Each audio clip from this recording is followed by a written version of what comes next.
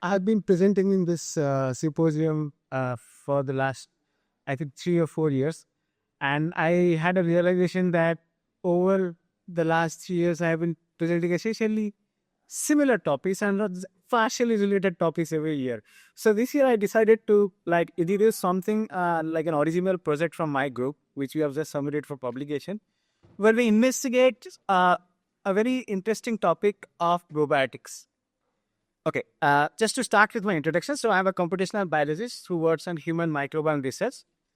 And basically what I do is, like Professor Ganesh mentioned, I investigate microbial communities by looking into the data that is there across the globe using different kinds of computational analysis, machine learning, and statistical techniques. But to those of you who are new to the concept of microbiome, so what is a human microbiome?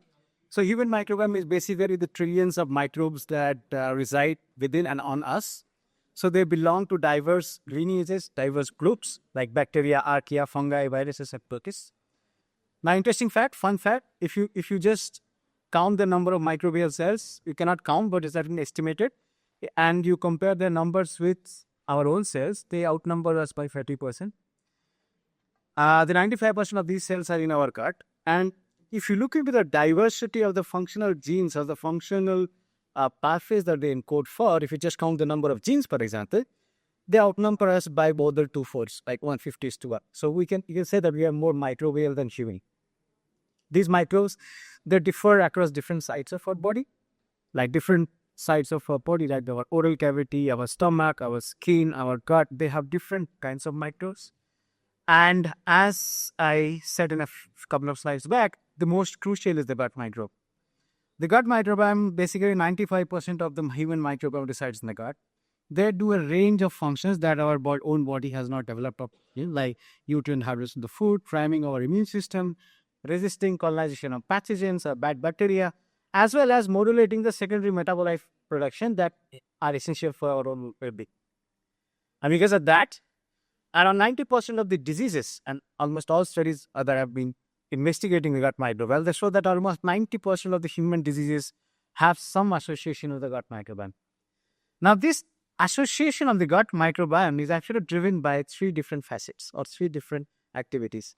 The first activity is, as I have mentioned over there, it's as a sensor. So what is a sensor? That means the host undergoes a change in disease and the microbial community in response to that change changes itself. So here is a sensor. You can sense something going wrong in the host by looking into the changes in the microbiome. The second is as a modulator. What's a modulator? That the microbiome itself changes and it does a lot of effects on the in terms of its function. There are changes in its function, and because of that, this has a host associated effect and it causes a change in the physiology, and that causes a disease or well-being or whatever. And the most important aspect, and this is something that I've been talking to you about and I've been talking in the last few years also, is as a transducer, as a translator. Now, the gut microbiome is at the crossroads. So you have the environmental factors like your diet, medications, transmission from other individuals, which influence the gut microbiome. And the microbiome senses this, and at the same time, it helps to modulate the effect of these factors on our own health. Now, I have already discussed in the last presentations about the effect of the microbiome in modulating our response to the Mediterranean diet, for example. One of the other factors is probiotics, like I was discussing.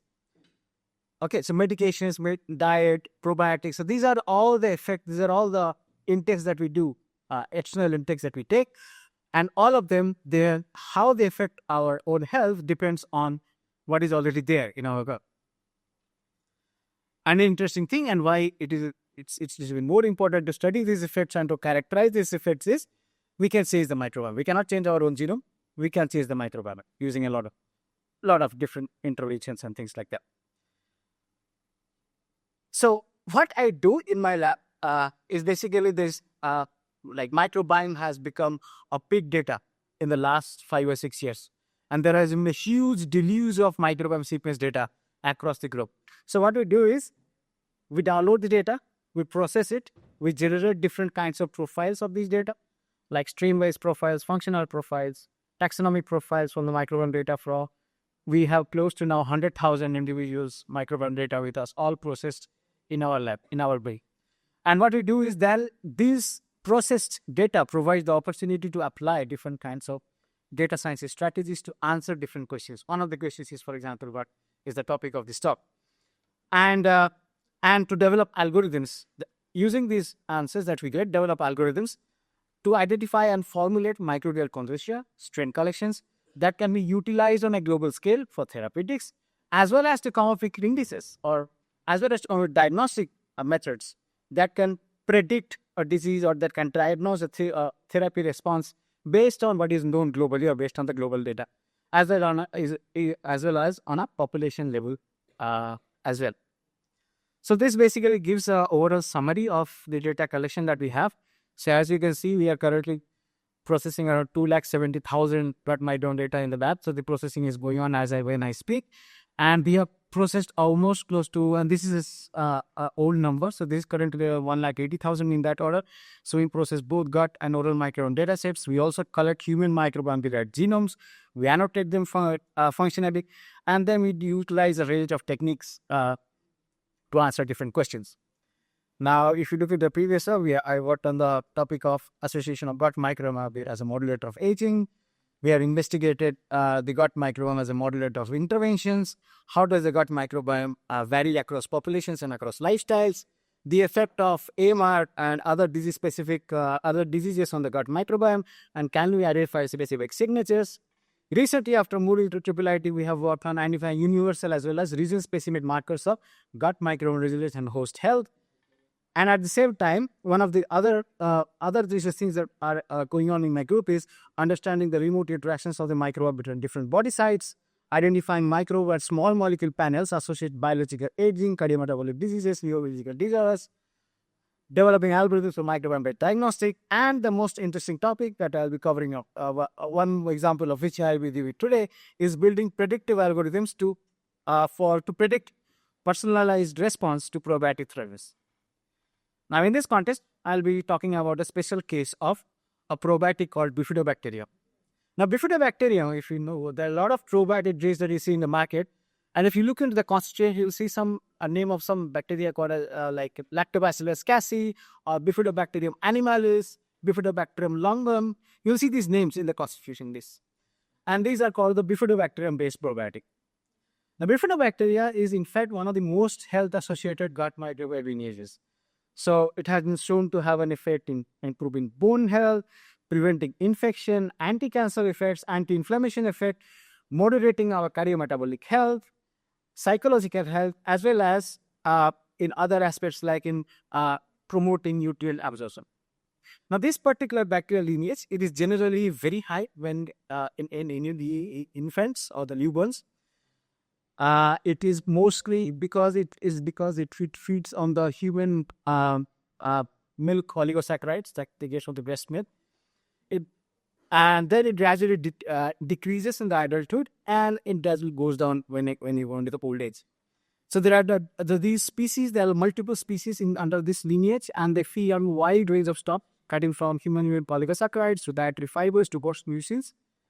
And many of these lineages, as you can see in the bottom panel over there, they are observed to go down in different diseases. And in therapies, they are shown to ameliorate some of the disease symptoms when administered externally. And because of that, this is one of the most dominant microbial species currently dominating the probiotic trials landscape. As you can see over here, these are for the different species. I've just shown the number of probiotic trials published across the globe from 2014 until 2023. As you can see over here, initially Lactobacillus was the one that is dominating, and now we see that it is Bifidobacterium lepraeus which has started dominating the landscape. This of all well and good, but the problem is a lot of recent studies that have come up, including this meta-analysis that I did with one of my collaborators in Nottingham, is that a lot of these studies, they show only a partial effect in terms of the in terms of both the colonization of the probiotic. Colonization means whether you detect the probiotic in your gut after you take it or not, as well as in terms of their clinical effect. And it is known that not all trials are successful. Not all who are administered the probiotic, they respond equally. Some show variability in colonization. And for example, in this particular study on that particular cohort, which I'll be also coming to it towards the end of my slide, is that they observed around 30% of the individuals who are given the probiotic, actually the probiotic pollinizes in that. The rest of them, it does not. Similar pattern has also been shown in that particular study of number 10. Now, this is something that was intriguing me and something that fascinated me. So as we started investigating this topic, now what we started, the initial assumption or the initial picture when you look into the gut microbiome is, the gut microbiome is essentially a community. And when you take in something, it has to be accepted by the community. It has to go for that member to go and do something. It has to go into the community. It's like an external member coming in and residing in a community, right? So whether this new member that is sent in, whether it is accepted by the community or not, will depend on what all other members are there. Like if you look into a community, whether the new member will be accepted or not depends on how many foes or the friends it has in that particular community, right? So that is what, so the representation of friends and foes can determine whether a community member accepts or rejects, whether a community accepts or rejects a new member. So the first question that we have to answer, we say friend, that should be the first answer, is we need to determine the friends and foes of this bifidobacteria. And to know that, so basically this is what you have to answer. How do the non-bifidobacterial elements of the baseline gut microbiota affect the abundance of the different species? And to do that, we have to first consider data that is already available to us. I said, let's look into the global data and see, can we identify these markers? Now here also, there were certain other questions that we also had to take into account. Firstly, the microbiome of all individuals is not the same. Even a healthy individual from US will have a very different microbiome from someone from Africa and someone from India. An infant or a newborn will have a very different microbiome from an adult person, and a senior or an old age person will have a very different microbiome from an adult. So these are the things that we have to consider. And to do that, so because taking into account all these species, we started on our approach. Now the approach was very simple. Take global microbiome data from multiple cohorts and just go on identifying friends and foes of different bifidobacterial species across different kinds of individuals. So we had these cohorts. We could partition them into different groups like infant, adult, seniors, urban, rural, and mixed, based on the kind of population, based on the kind of age groups, as well as based on the kind of what you call is the measurement techniques. So those who have know something about the microbiome, you can know that even profile microbiome using two different techniques, a whole genome sequencing approach and a 6-layer sampling on desktop, but I'm not going into that. But based on the measurement technique, divide the subcohorts, and for each of the subcohorts, derive basically something called the bifidobacterial supportive scores. I will tell you what that supportive score is, and then based on the supportive scores, derive something called the bifidobacterial receptive scores. And once we derive the receptive scores, can we actually utilize the receptive scores to predict whether we can predict whether a person who is taking a particular probiotic will respond to it or not. So this is what we are trying to do, what we started doing in the beginning of this project. So that's the first element was the data. So this is the overall data. So we consider greater than 50,000 gut microbiomes from 148 study cohorts across the world. And then we set out to identify what are these non-bifidobacterial cooperative members that consistently associate with different bifidobacterial species. So first what we did, and this is a bit of hereditary slide, was to adopt a study-specific machine learning based approach. That is, we used machine learning models to predict for every study cohort. You can see these rows are actually the study cohorts. These rows are actually the study cohorts, and on the columns we have the different other members that we can have. And identify consistent markers. Please don't go into the details. I will come to that in a later stage. And we observed different bifidobacterial taxa showed varying and code specific predictive power for different bifidobacterial species. So we could show that there are specific marker taxa which we can identify that associate with the different bifidobacteria. That is all we did. And the next part, what we did was, once we identified these putative friends and foes, we went to the next step. That is, identify who are the friends and who are the foes. So that is what we did. Essentially, again, this is all mathematical. I'm just giving a pictorial overview of what we have done here. So we are using machine learning to identify the putative foes, friends, and foes, and then we characterize the friends and foes. How? So basically, if someone is a friend of a bifidobacteria, so what we do is we just measure its association with the different bifidobacteria in a given study cohort. Now, if a particular bifidobacteria, if a particular micro shows a positive association that as the micro goes up, the bifidobacteria goes up, then you know that's a friend. Now, this friendship replicated across multiple cohorts will indicate that, oh, this is a consistent friend. Similarly, if you have the foe as the foe goes up, the bifidobacteria should decrease. So that you already have the data for the global data. We look at the global data. And this negative, and so the foe will have a negative link with bifidobacteria. As the foe goes up, the bifidobacteria comes down. Now, if we know that, if you can identify this relationship replicatively across multiple cohorts, then you know that that is a known foe of a bifidobacteria. So this is overall strategy that we utilize. So this we did for 8 of the bifidobacterial species. And based on that, we came up with something called as association scores. So depending, you give me an individual, you give me his age group, you give me the bifidobacterium that you are trying to measure, you give me the location of that person, whether the person is residing in an industrialized or a non-industrialized nation, and you give me the particular bifidobacterium that you want to measure. So what I can do is I can give you who are his friends and who are his foes. But that list we made. We cataloged that list. Now, once we cataloged that list, so we did it for 8 different bifidobacterium species. And we did observe some kind of a consistent links, like some microbes like these health-associated butyrate-producing microbes and Collinsella, they showed higher associations. Many of the disease-associated microbes and microbes associated with the non-industrialized population showed negative association, and we saw population-specific variability. So these are the generic trends that we observed. But nevertheless, for every population group, we cataloged these friends and foes scores. And this is just one example. As you can see over here, these are the different microbes. So those are the different microbes for 3 different age groups. And as you can see, across the different population types and across the different age groups, there are specific patterns of friends and foes for the different bifidobacteria. Now, this was all well and good. We cataloged this course. The next thing was to look for its reproducibility. Like we utilize in a certain set of cohorts, right? Now, these patterns, if they are consistent, they should be replicable in an additional cohort, which we are not seeing, this unseen validation data.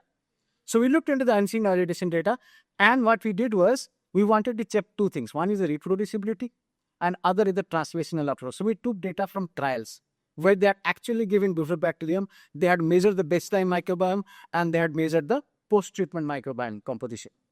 And because that is where we wanted to predict the applicability of our feature importance scores.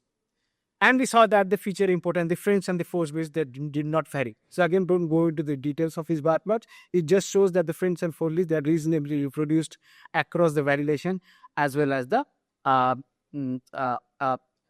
training cohorts. So these were all reproducible. That is what we are trying to see.